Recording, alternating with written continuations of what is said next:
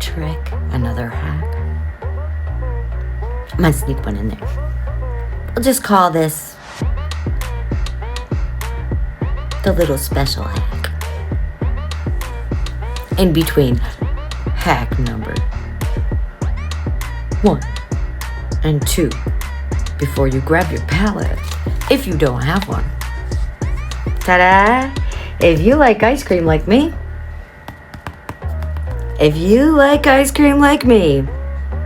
these are your best palettes. The lids of the ice cream tubs, they work so great. So this is what we're gonna do. I'm gonna show you how this little palette works. I love to live a sustainable lifestyle and reuse what I can and recycle what I can. And these things, you can do so much with them. You can do so much with them.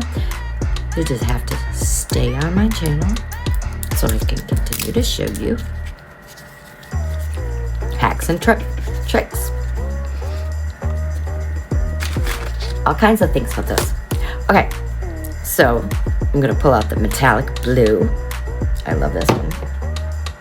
The neon yellow. And the neon orange. That's what we're gonna go with. A little bit of yellow goes a long way. A little bit of Monica in my life. Put a little here. If we could get it to come out. These neons do dry quicker than regular paints, and the metallics do too, so just have to make sure you have them. The neons do more than the metallic. And the regular ones. Make sure you got them closed all the time.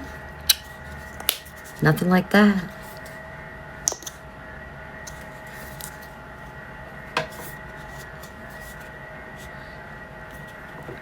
And the orange is a little bit lighter than what I expected, but that's okay. I'm gonna build some contrast and stuff. Let's get this started. Our little palette. So again, hack 2. Hack between 1 and 2 is use this for a palette, the top of an ice cream thing if you don't have a palette to put your paint on, a paint palette. And hack 2 officially is use 3 or 4 bold colors to amplify emotion and style. The less is more cubist impact. So we're just using these 3. Of course, we have it outlined with black, but that's okay. We're just going to use these 3, and we are going to see if less is more of an impact. So let's get started. See what we can come up with.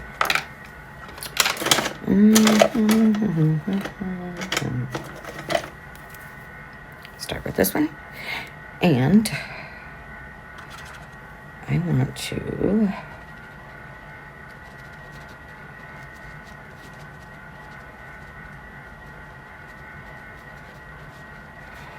build it up here, leaving some texture. So I'm not painting straight.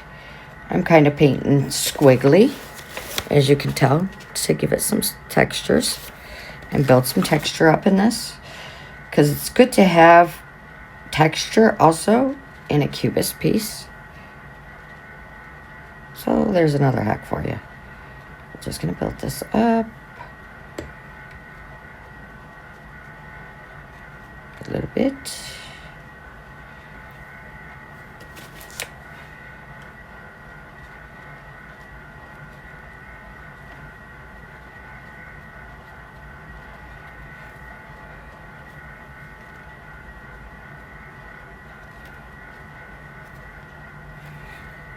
And go in here with some orange for the center of our flowers. On this side. Building it up, building it up, building it up. But blending. Blending also. Oops, sorry. Blending also. See? The color blends. And so we're gonna try and mix these two also and put them in here. There's some more orange. Using our 3 colors to make a more bold cubist statement. And it's a little more challenging, believe it or not, because you're restricted to only the 3 colors. So it can be a little more challenging anyways. But it's turning out rather nice. I like it. So then we're going to just rip that off a little. And this is why I wear an apron, so I can paint on it 90% of the time.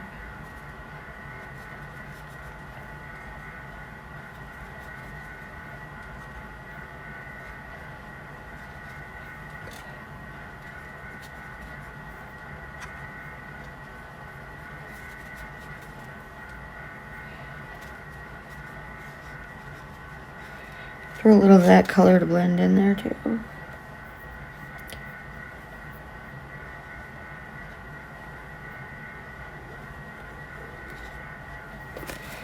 And we just want to blend the outer edges of this a little. A little bit of water.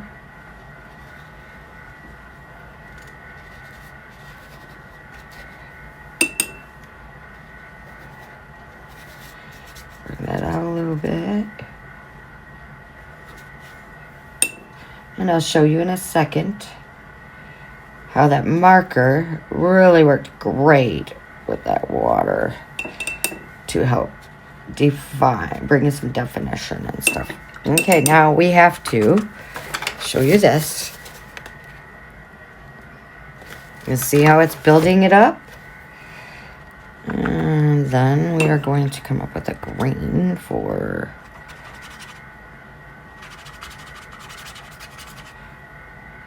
try to for our leaves.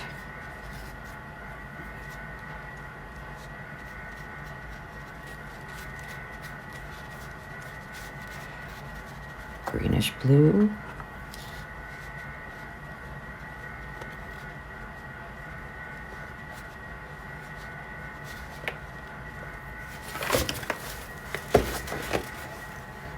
So, what do you think of my piece so far? Now, we're going to flip our light source. So our light source is going to be flipped a little bit. And we'll see what happens when we put a different perspective on it. So as you can see, I flipped my light source. So right here, there's a shadow of light coming in. And I want to emphasize that a bit. And I'm going to tell you why we're flipping the light source in a minute. Actually, I'm going to tell you right now, and we'll come back to this. Welcome to ayashaloyafinearts. Today, I'm going to reveal to you top 10 hidden healing symbols in Cubism you never noticed, or you may have never noticed.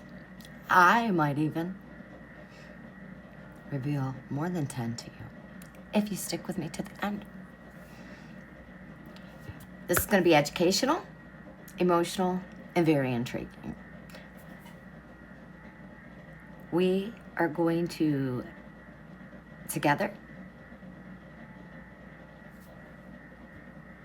you and I are going to discover the secret healing language of Cubism. That's right. In depth inside this video,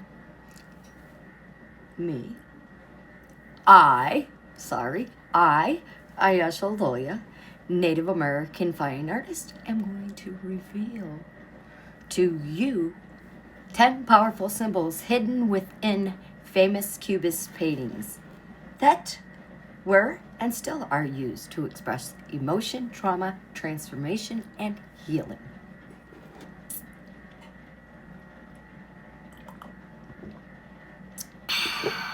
I love coffee. How many of you like coffee? Does it help you stay awake and watch YouTube or be creative or keep you motivated? Let me know, and let me know what kind of coffee you drink. I personally, since we're on the coffee subject for a minute, have discovered something in our food industry, whether it's Folgers or Maxwell House. I have found that if you use the already ground up coffee grounds and brew them in your coffee machine, for some reason, it looks like there's oil residue on the top of your cup. So I went and bought a bag of fresh coffee beans, and I ground them myself to test out the theory. No oil residue on top of the coffee, in the water, in your cup, can be seen with fresh ground from you coffee beans. So I got a little magic shaft that I use, and I grind it up real good. And you don't even have to use that many grounds either. So that's telling me that there must be something in them other coffee grounds that are already ground up that are not even coffee. They're probably substitutes of grounds of something else. Imagine that one. Welcome to America's food industry. We'll have to talk about that later. Let's get back to revealing 10 powerful symbols hidden within famous Cubist paintings that were and still are used for emotion, trauma, transformation, and healing. From Picasso to personal practice, we're going to unlock the emotional and spiritual meaning behind the geometry.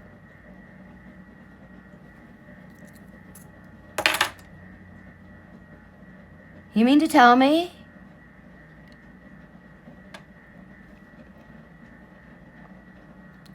you may have to go back to what you were learning in school about geometry if you're not so familiar with Cubism? That geometry mattered a lot. So, let's speak about that. Okay? Let's get to it. Are you excited? I'm very excited to have you all here. Thank you for joining me on my channel. I really appreciate all my viewers, my subscribers, my commenters, and my supporters. Again, this is a channel of positivity, so guess what? This fine artist owns black markers and paint. If you're negative, boop, boop, boop, boop, boop, boop, I will block you out. So you better be nice. Be nice to everybody in my community, on my forum, on my channel, and don't be cruel to me.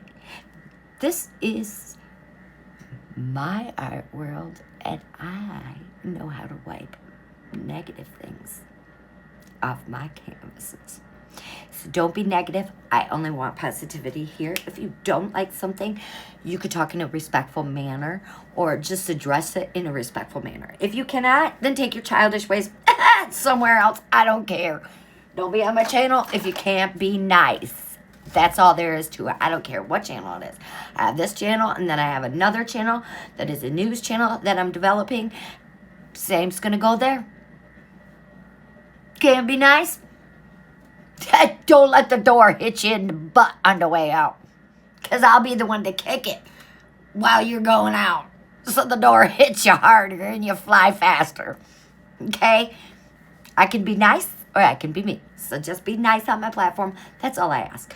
Don't forget to like, subscribe, and share. Now, let's get on with this. Enough about talking about how negative. Well, actually, you need negativity to balance out positivity. So we can just use their negative ways and words and emotions and put them into Cubism. Oh, bring it on, negative people. Because we'll just paint them emotions you forced to come out just like Picasso did. When people were negative to him, or he felt competition, or like his value wasn't worth anything, oh, boy, did he successfully bring that out onto canvas. Again, I'm Ayasha Loya, Fine Arts. I thank you so much for joining me on my channel. Welcome to my channel. Most people think cubism is just broken up shapes. I mean, after all, what is broken up shapes supposed to mean anyways? What are you gonna do with something like this? It's not even a shape. Or is it? They're all broken. What once was, they're all broken. What once was an 8x10 rectangular got cut into shapes. Why would somebody do such a thing? I think I know, and you're about to discover why. Shapes form the best art, and there are many ways that you can use shapes in art in many different aspects. Let's get to it. To break the rules, break the shapes, and in doing so, to break open. And I realized something. I was happier. You can find happiness when you allow yourself to discover without rules. Allow yourself to invent, to be creative, to be childlike mind when you create with no stipulations. The first time I drew myself in cubist form, I cried. I couldn't believe I did it. I was in tears. I still look at a lot of the self-portraits that I've done, and in cubist style especially, and say, I don't even know how I did that. Who did that? Did I do that? That's a miracle I could do that and pull that off. And wow, I really do see some more emotion in this. This is when I realized cubism is not just an ordinary art form.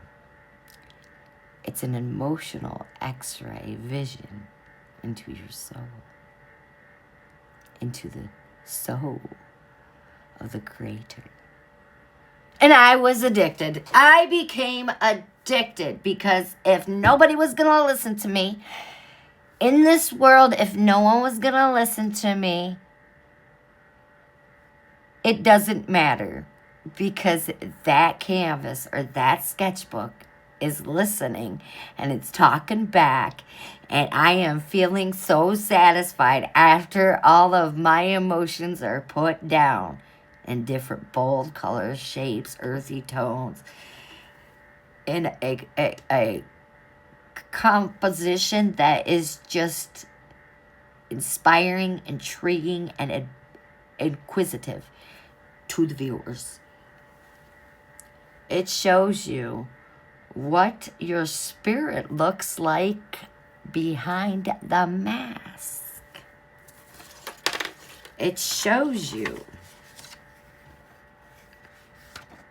what your spirit looks like.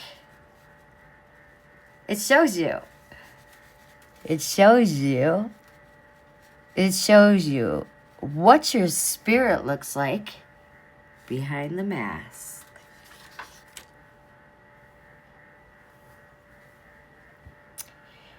Each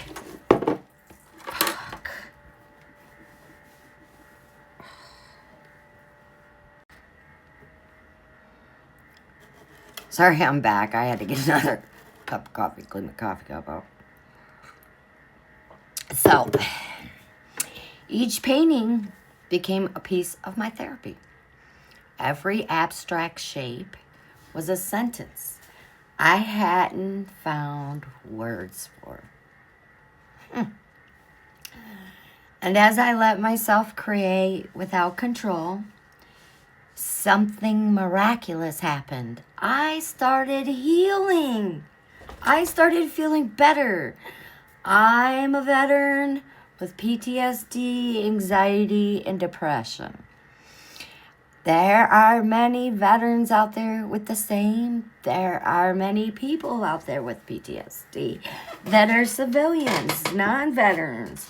There are military personnel, police officers, regular business people with anxiety, PTSD from trauma, when they were a child or now, and this is a good outlet. I didn't need to explain my feelings. You don't need to explain your feelings with cubism. You just need to paint them. Cubism taught me that pain is never linear. It spirals, it echoes, it echoes, it echoes, it echoes. It speaks in symbols and in silence. Shh, and in silence. And when you finally let it come through you without any censorship, it turns into something astonishing. Art, power, and freedom. That's true freedom of expression. True freedom of expression is art. No one can ever clamp you down on your art. Think about it. Someone's always trying to shut your mouth up, or someone's always trying to make you be quiet, maybe, or don't like your freedom of speech. But I'll tell you what, speak freely in art. They'll crave it. They'll want to see it. They'll want to feel it. They'll wish they could hear you speak. But inquiring minds, keep them coming. Cubism did not just help me understand my emotions. It taught me how to speak them in a different language only my soul knew. To anyone out there feeling overwhelmed, if you're feeling overwhelmed, if you're feeling muted, if you're feeling misunderstood, I want you to know this. Your pain has shape. It has color. It has form. And it has meaning. And your pain can be translated. You don't have to translate it. You only have to express it. And when you express your pain, that form can be amplified to the world in a different and more subtle, humble manner.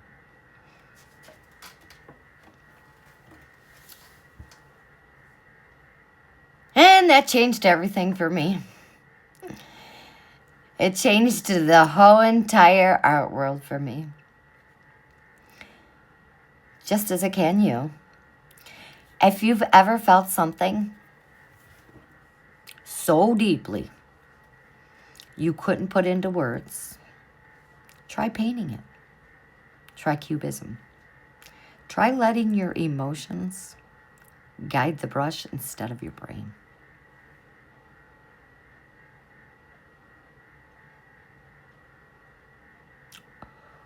What do you think you would look like if in your Cubist self-portrait look like?